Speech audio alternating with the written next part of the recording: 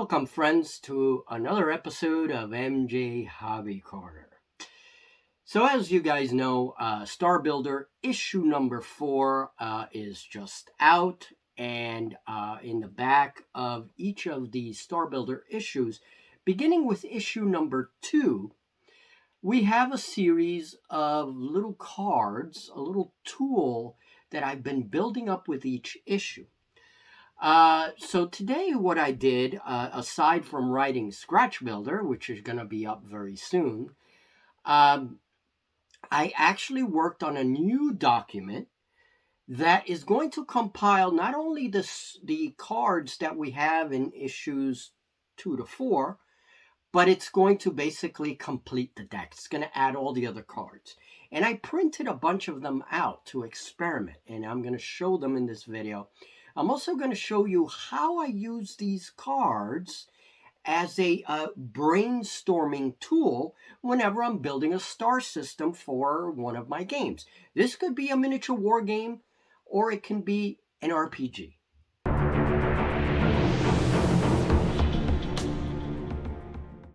So the cards are structured in different little decks, if you will. The first one is more, it gives you adventure hooks. These are more game mechanics information, okay, for the different kinds of stars.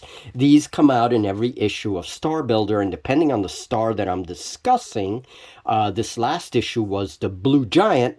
I give visual table ideas with these cards. They are double-sided. I also give RPG hooks, simple adventure hooks, which, of course, the reader has to develop in their own way. For pulsars, I give war game visual table ideas, but also possible hazards and game mechanics for these different stars. Fighting a battle on the neutron star is going to be very different from fighting a battle around a red giant. The hazards are going to be very different. Fighting in the inner star system of your star and fighting in the outer system of your star is also going to be very different. And so that's these little cards provide little tips. Basically a summary of what you find in Star Builder. We're going to put that aside. We won't use those today. We're going to be using these cards here. Now, this is your solar architecture deck. And the first thing is the star cards. These are the star profiles. We have red dwarves, all the stars we've discussed in Star Builder, and then a few of the dead remnants of stars, including neutron stars, which are dead stars, pulsars, right? These are dead remnants of stars. And then I added the G-class star, which is the quintessential sun, right? The yellow sun that we have in our own solar system. The rule of cool is very important here. So we have our star cards. That's going to be the first card that we use to construct our solar system. Then we have these cards. Now, I made these just recently. And what these represent are the different orbits. In order to make a solar system, you're going to have to know where each heavenly body, each world, each asteroid belt, or whatever it is you're adding, you need to know where it's positioned.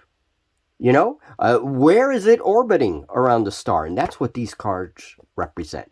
Each of these is a zone, and there are scientific names for all these zones. I'm not going to use that. We're using everything in layman's terms, so we can use these in our fiction. And basically, you can then construct your solar system with these cards. These are orbits or markers for orbits. So these are very important, these new cards.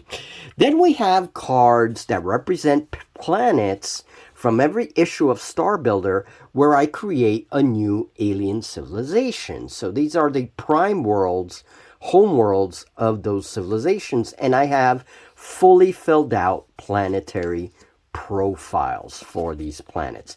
I'm going to make more of these. These are good examples just to give ideas, all right? We're not going to be using these in this particular deck.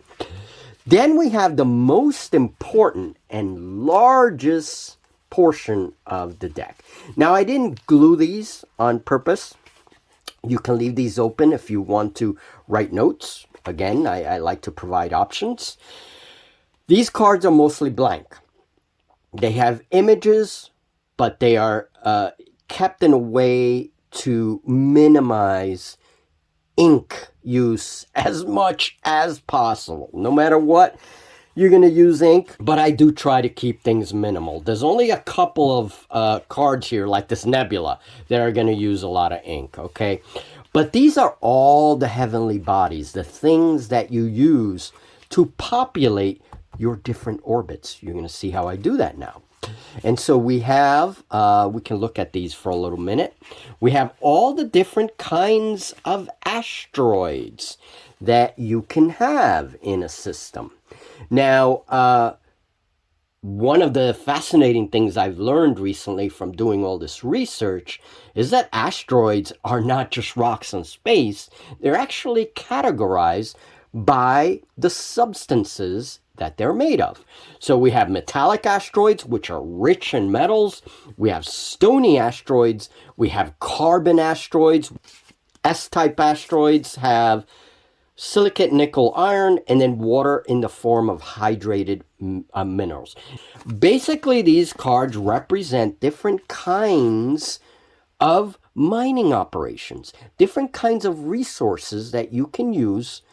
Say if you're doing an RPG and you want to have a specific kind of mining operation that's very important, well, you have different kinds of asteroids to choose from. And it's composed primarily of ice chunks, frozen methane, frozen water, and a bunch of other materials. So this is a very interesting kind of heavenly body. But the rest, we can see gas giants, we can see hot gas giants, right? We have iron oxide deserts, biodiverse worlds, our own Earth, basically, right? We have all these different world cards that we can use for our planetary orbits, including a fictitious nebula that I just made up called Barrier Nebula.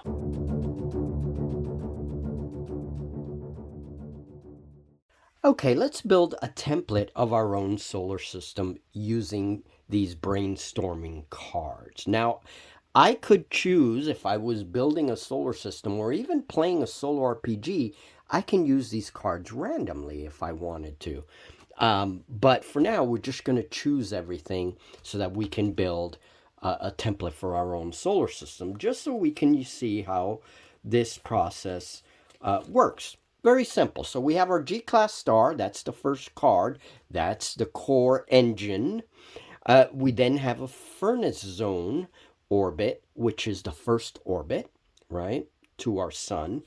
And in that orbit, I'm going to place a representation of Mercury, which is a lava world, essentially.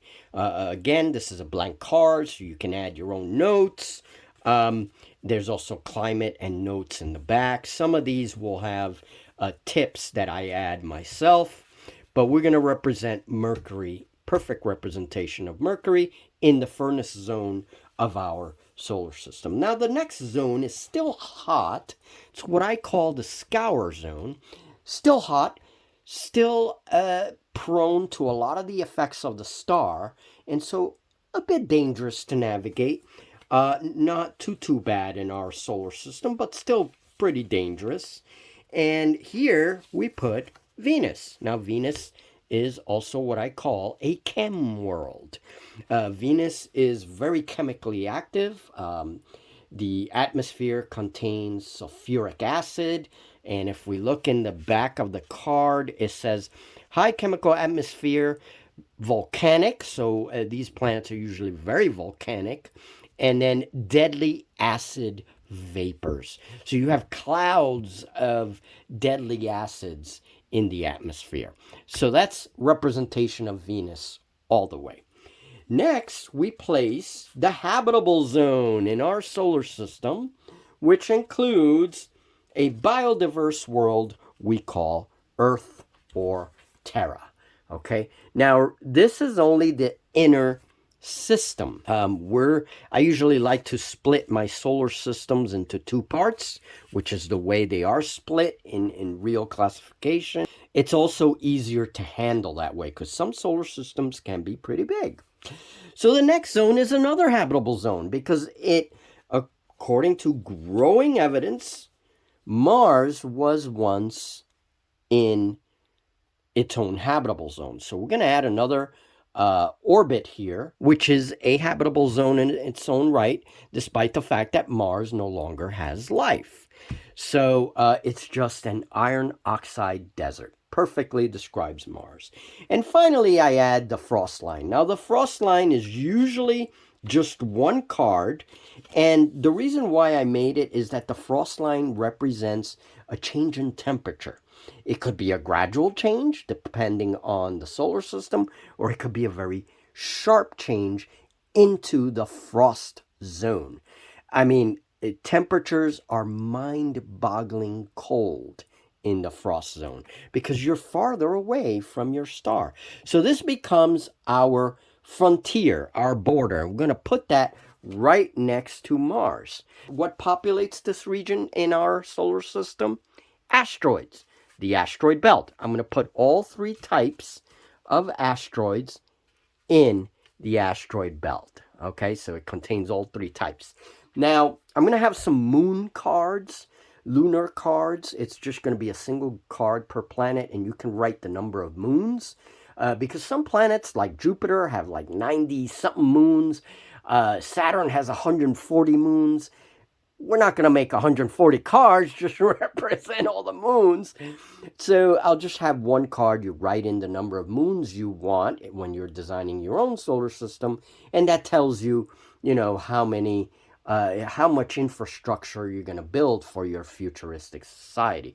Moons are very important as mining resources, but also for colonies. So there it is, the inner system of our own solar system described in a very abstract way, a very subjective way, and that is the template that we can use to compare to our own solar systems. Let me show you a red dwarf very quickly.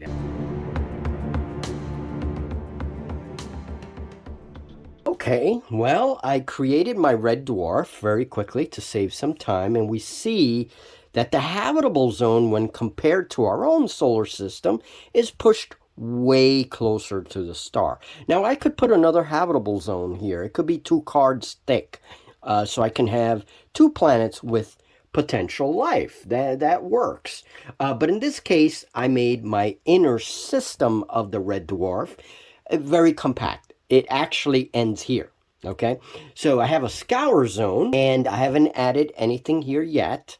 Okay, and this is, again, a zone that is hot, but not as hot as the furnace zone. I didn't even add the furnace zone because that would be so close to the star that I don't necessarily have to represent it. Okay, sometimes you won't have a scour zone either. So for now, we're going to add something here, but I just want to show the rest of the system. Now, from the scour zone, we jump straight into the frost line, which is, again, that region where temperature begins to change. It could be a very gradual change, or it could be a spike. I could decide not to include the frost line marker and just go straight into the actual frost line, all right? That's a way of representing temperature change really quickly from one point to another, okay? Because as the influence of the star is less and less the more you go outward. So in this frost line, I decided to add a barrier nebula. Now, this is a nebula that I made up. This exists in an orbit around the red dwarf, and it has, a semicircular or patchy structure to it. Now, within that nebula, we have dwarf planets. Okay, so they're hidden within that nebula. That sounds interesting. I like that idea, so I would develop that idea in my world building. I think that could provide some interesting background to this red dwarf. We're going to call this red dwarf Centurion just for the heck of it. For now, I would write that name here. And then finally, right after the frost line, we go into the actual frost zone where things are remarkably cold, and we have our ice belt, our P&D type asteroids. And technically, these are areas where comets are born. So that could provide some interesting background for this solar system. But if you compare, look at how condensed the red dwarf is when compared to the solar system, to our own solar system, okay? The habitable zone's way out there in our solar system. The habitable zone is way up here in this red dwarf. And then the first planet is always tidally locked. In the scour zone, which is still warm, we can add a liquid world. It can be liquid methane or water. More exotic versions could be other gases like liquid hydrogen, ocean, or liquid nitrogen, right? That would make it a little more difficult for life. But liquid methane is a great idea for exploring very exotic life, okay? It'll be something very different from what we know. Yes, this was a water world, and there is ample life in here, and maybe our future civilization either evolved here or evolved here. Doesn't matter. But the idea is that this would later become a resource for our alien capitalists. So now, let's say that I want my entire solar system, including my little red dwarf here, to be inside of a large nebula. Well, that's where I use this card, and I just put it beneath my star, and that just very, very abstractly represents the fact that this entire system is within this nebula. Now, it's probably one little dot within that massive nebula. I could also put it on top, of all the cards, and that's just to remind me that, hey, the star is in nebula, and the whole system is, revolving around the star. So that's how I use that massive nebula card. Well, friends, that is all for now. We're going to have part 2 of this video. We're going to invite Julie to come in. We'll set things up, and she can create a solar system or two, and we can kind of compare things a little bit so we see more on how I use this tool. I'm also going to discuss how I use this tool in my solo RPG or even in my solo war games. Okay, so more on that in future episodes. Now, this year I'm concentrating a lot more on my writing, on my creativity, on ways of contributing to the hobby in this way. Most of these things will be on my Patreon, but you will also find them at War Games Vault and Drive-Thru-RPG, specifically when it comes to Star Builder. So if you want to help support my creative work financially, definitely check out our Patreon, become a patron, choose a tier of your interest, or simply hop on War Games Vault, all right, or Drive-Thru-RPG. All of these cards will have a special document that I've just created, and that document will have the rest of the collection that you see here. Right now, every edition of Star Builder has a portion of the decks, but for this document, I'm going to collect all the cards out of all the issues and then put them into the document in addition to the new cards, all right? This way, it's a complete document. That will be found on Patreon first, and then I'll decide, and more than likely, I'll put it on War Games Vault, and then that usually also shows up in Drive-Thru-RPG, okay? Now, in the future, I am working on a new zine. There will be several zines. Once Star Builder is done, I'm only working on a few more issues of Star Builder.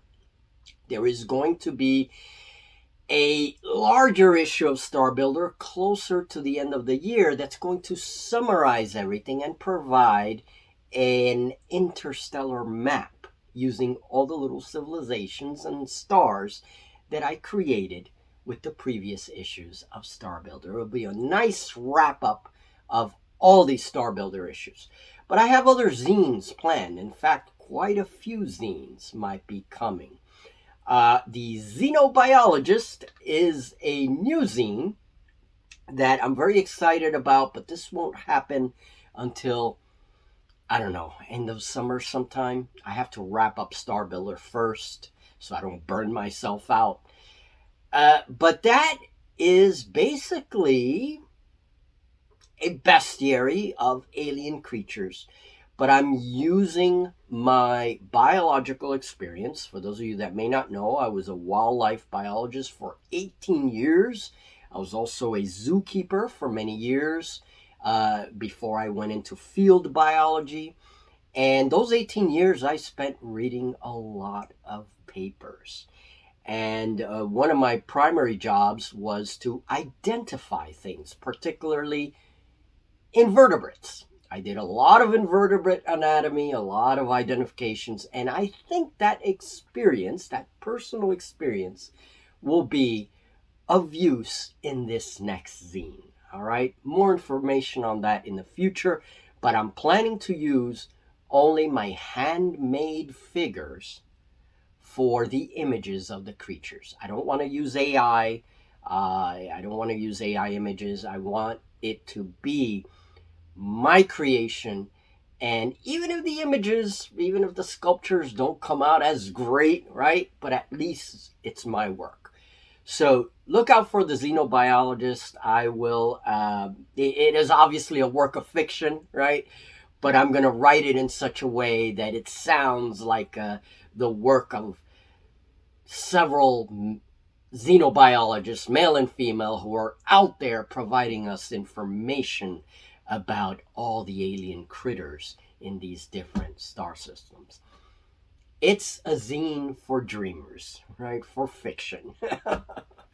So anyway, more information on that in the future, and I have many more zines coming. I'll talk about them little by little. See you in the next video, guys. Thank you very much for this opportunity, and I hope you like this video. I really am enjoying this little brainstorming tool. Have a great one, and thank you all for your support. Special thanks to all my patrons. Thank you very much. Have a great one.